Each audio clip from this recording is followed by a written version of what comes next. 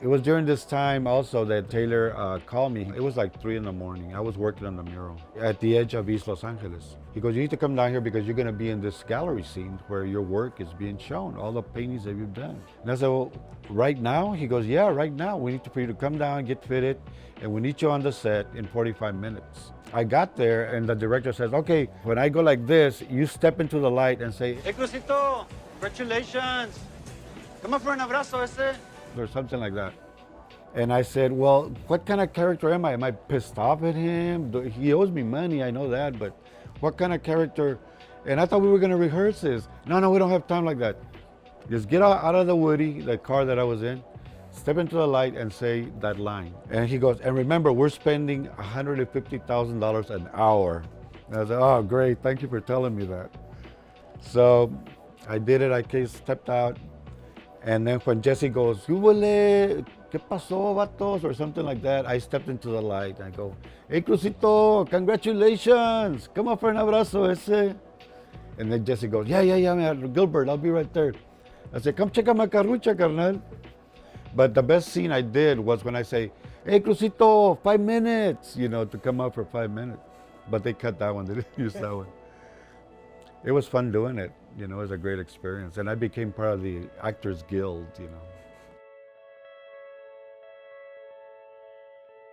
I'm originally from Robstown, Texas. Really, it was really like a cotton picking town. I had a really, como te diré, beautiful upbringing.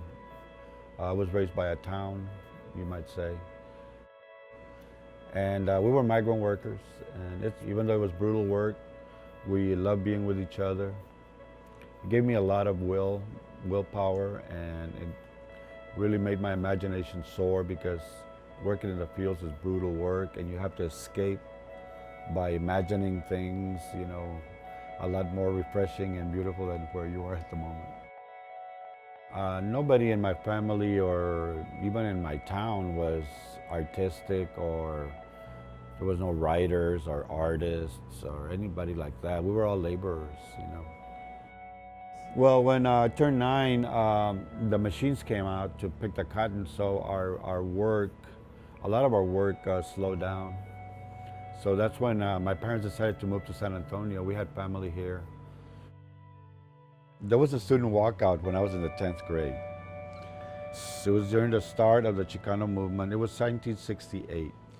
There was a lot of oppression. If you spoke Spanish, they would grab you by the collar like you were in prison or something. And they would give you failing grades, or they would paddle you. It was very, very severe punishment for speaking Spanish. They wanted to obliterate our language and our culture. Literally, it was like that was the most important thing to them than giving us an adequate education. We were only getting like basic skills. You're going to be a mechanic. You're going to be a janitor. You're going to be, I think it was around that time that I was the most proud to be a Chicano, in the face of hopelessness, because we did not back down. I got my GED despite all that, but I qualified for a scholarship to go to college, and I majored in art. I wanted to stretch a canvas. I wanted to get started on painting, but we were doing all this other stuff, I was doing my foot out of clay, drawing the model for days and days on end. But I didn't really learn anything because everything was based on Greco-Roman teachings, which I wasn't interested in Greco-Roman. I'm not a Greco-Roman, I'm a Chicano. I wanted to know, how does my culture, my experiences as a Chicano fit into my work as an artist? And it didn't. It was about, if I wanted to do artwork here, I thought I had to do like blue bonnets or paint cactuses or something, or paint cowboys, and I'm not a cowboy. My grandfather was a vaquero, but that it wasn't my immediate experience. My immediate experience was urban, Pachuco, Ruca, but along with that are very strong family values. Disillusioned, I dropped out and I just went back to doing what I knew how to do to make a living, which was labor. I used to do concrete work, I laid carpets, I worked as a waiter, And then in 1980, I was living downtown on the Riverwalk. I would come home from work and I would paint the walls in my apartment, the windows, I'm not kidding you. And then my girlfriend bought me some, a big old drawing tablet so I could draw on that. And during that time, I got invited. Somebody slipped an invitation under our door to go to Jesse Trevino's first one-man show down by the Hemisphere at the Instituto Cultural Mexicano. I looked at the invite. It was like a postcard, and they had one of the images of his paintings. It was called Los Santos de San Antonio, and it was like a curio shop downtown San Antonio with all these santos inside the window, and it was reflecting the Tower of the Americas, And I saw that and I thought, amazing. I couldn't believe that. I was just like treasured that image. So we went to the show, and I saw all these huge paintings that he had done of my barrio, where I had grown up on the west side. And I was blown away. And I was just like, I had like this awakening. I went to the library, started teaching myself about art, and I literally became obsessed with art. And if you want to be really good at something, you have to become obsessed with it and just do something about it every day. Nobody was doing pachucos at the time with tattoos and stuff. And my father-in-law would walk in there and say, "Now who's gonna want a pachuco over their couch?" And I said, "Well, it's not really for people to put over their couch, for people to put." He said, "Well, what is it for?" I said, "Well, it's for a museum maybe, but it's about, who I am." And at the time I had painted a painting of a cowboy to make some money to get some art supplies. And I got like $2,500. And he goes, "That's what you should be painting, cowboys." I said, "I'm not a cowboy, I had a one-man show at the Guadalupe Theater with my pachucos. And Lionel Sosa, who was a guru, advertising guru, he bought that pachuco from me for $3,000. So that was like okay, I'm saved, from doing cowboy art. From 1980 to 1991, when they discovered my art, I had to do a lot of portraits. I hated to do portraits, but it was just to pay the bills and keep on going. At the time, my wife was pregnant. We had our daughter, and then my son was born, and it was like 1986, 88. Nothing was happening. Being a parent, you feel guilty, and I couldn't sleep at night. I think it's starting to rain. So my work started getting dark, and I started doing these night scenes, right? It was around that time that it was like close to 1990, that I had already amassed like almost 10 years worth of work. I was invited by Dr. Jacinto Quirarte, an art historian who had done a lot of research into Chicano art and all the murals in the Southwest. He had written a huge art book about that. Well, we were going to follow that interview up with an art show that it was going to happen at the Jansen Perez Gallery. And I had, like I said, almost 10 years worth of work in there. And I would look forward to the show because I was raising 2 kids, and we were trying to make ends meet, and we were struggling. That was on a Wednesday. On a Friday, I got a call from the gallery. One of the owners, the co-owner, said, "Adan, you're out of the show." I was so pissed, and so I said, "All right." I said, "On Monday, I'm going to come into the gallery and I'm going to take all my work out." I was really like struck down. And that Sunday, I get a call from the gallery. It was Sophia. She goes, "Adan, there's a guy here from Hollywood." Boom, I hung up on her. And then the phone rang again, and my wife goes, "Who was that?" And I said, "It was Sophia from the gallery." So my wife answers the phone, and she's listening. And she goes, "You better take this call. He's a production designer for a film or something that he said that it's very important that you talk to him." So I got on the phone, and it was Bruno Rubeo, production designer. He told me, "Adan, you gotta come down here." It was kind of like the Rocky movie, where he says, "This is the most important decision of your life," And he was telling me about this story about these 3 brothers growing up in East LA, and one of them is a Chicano artist. Listen, I said, "I don't do commercial work." He goes, No, it's not commercial work. It's your vision, believe me." He goes, "The director's flying in tomorrow, and we already talked to him." Well, Bruno later told me they were walking by, because they were thinking about shooting the movie here, actually, but they were also looking for the Chicano artists, So they were walking by, and they see my artwork, my night series paintings on the wall.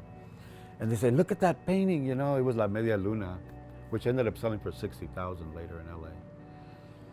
And they went to the gallery door and they knocked, hey, we want to come in and look at this art.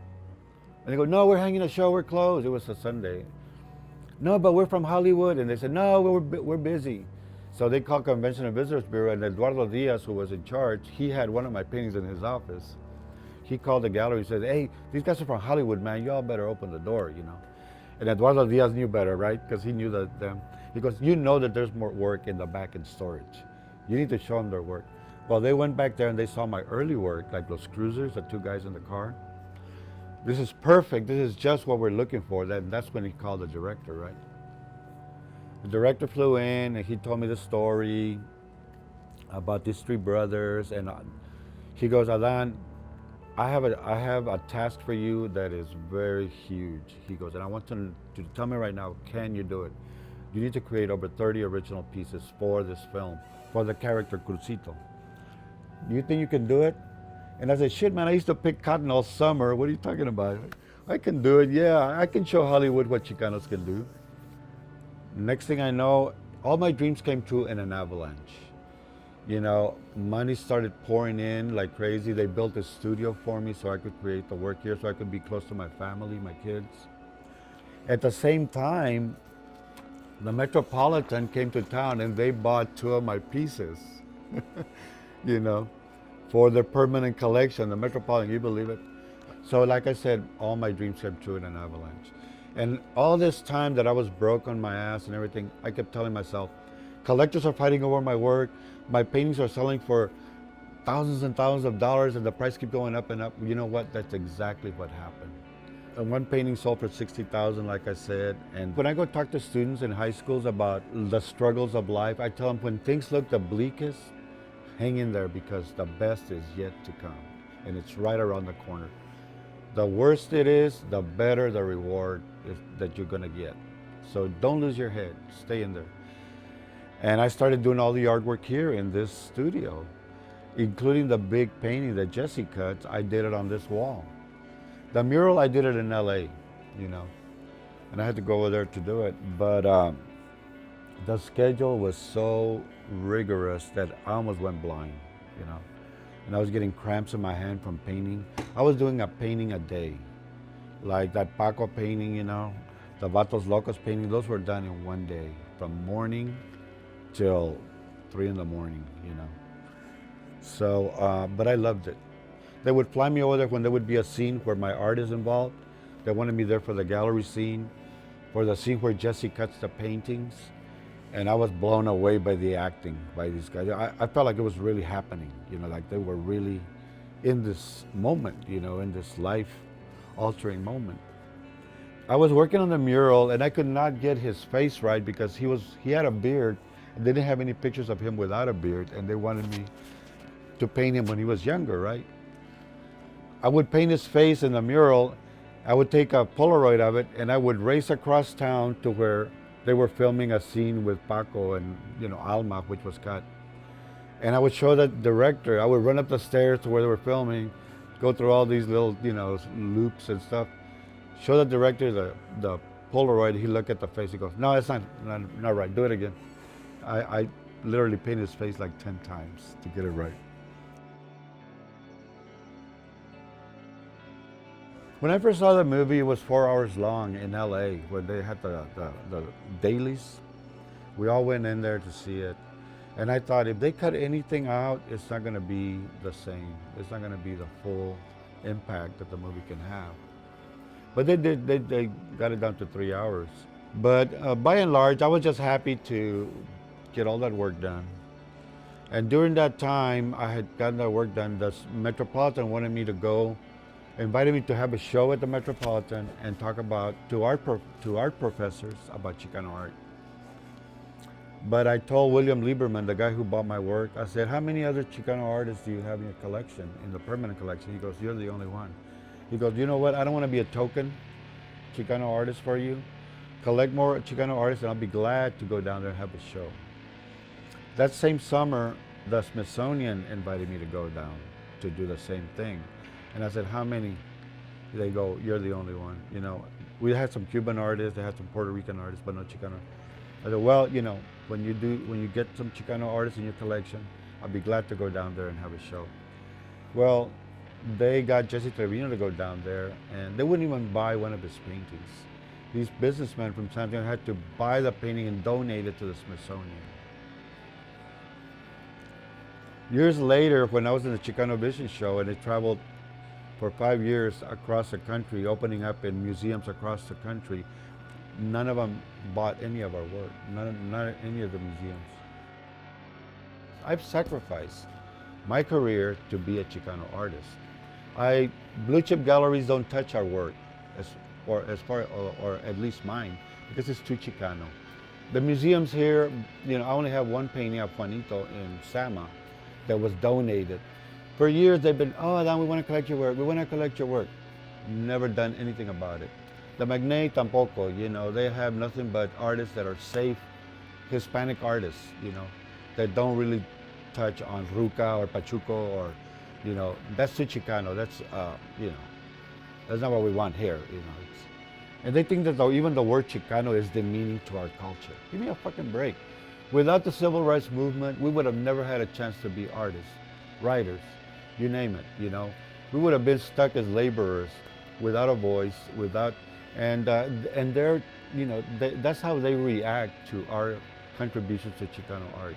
I know what Chicano art is. I put my work into it, and I can talk about it, and I can have an opinion about it. You haven't done anything about it, so you'll have a right to your opinion. Touching on a painting that I did called El Cielito Lindo Lounge, about the devil appearing there in San Juan, Texas. In the 30s, I think, or 40s, I can't remember. But Benny Solis, a good friend of mine, knows all about this Chicano history, and he told me about it. Well, it just so happened that we were talking about it because I had already done a painting about the devil appearing at El Camaroncito ballroom there in my barrio where I grew up. And at first I kind of dismissed it as, okay, this is like kind of hard to believe. And, being a common sense kind of person, thinking that way. I guess I was becoming engabachado or Americanized, But then as time went on, I kept hearing the same story over by different people. So I did a painting called El Diablito en el Baile Grande. And so then Benny says, hey, I got another story about El Diablito that appeared in San Juan, Texas. And I said, are you serious? I said, because every time we would come back from the migrant trail, because we would go all the way up north to work, and we would come back close to Christmas, before we would celebrate the holidays, we would make a trek to give our thanks to the San Juan de los Lagos church. And I'm not kidding you, my grandma, parents, I remember them on their knees on the cobblestone as a sacrifice going up to the altar to light a candle and give thanks.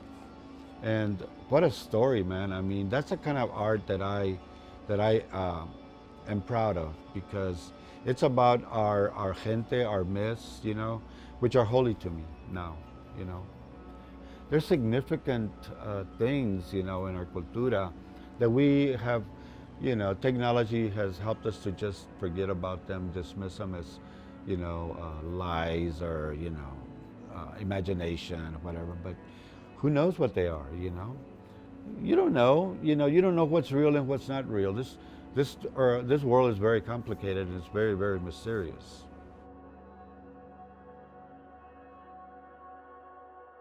I'm very, very humbled and pleased by the response I've gotten from my raza. And I want to thank all my gente, thank you very much from the bottom of my heart. As I grew older, I looked back in my upbringing in Robstown, and I realized how solid these people that I worked with were in Robstown. They were people of their word. They were very religious. We'd get up real early on Sunday morning and we'd be walking to church, and it was quite a ways, maybe half a mile or a mile. And it would be dark outside, and all these people would be coming out of the side streets, all dressed, up to the nines, with their suits. And it looked weird. It's kind of like the Twilight Zone, But it was beautiful, I have very fond memories of my upbringing. It was a lot of storytelling after dinner. On Sundays, everybody would come over to my grandparents and my parents' house, and all my cousins would come, and we would have a great time. You know, pan dulce and barbacoa and all that. Everybody would bring their dishes, you know.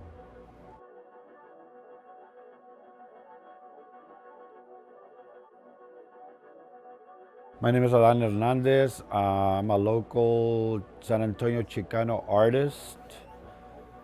I've grown up here on the west side, in the barrio. They call my neighborhood El Hueso. I'm very proud to be Chicano from El Hueso.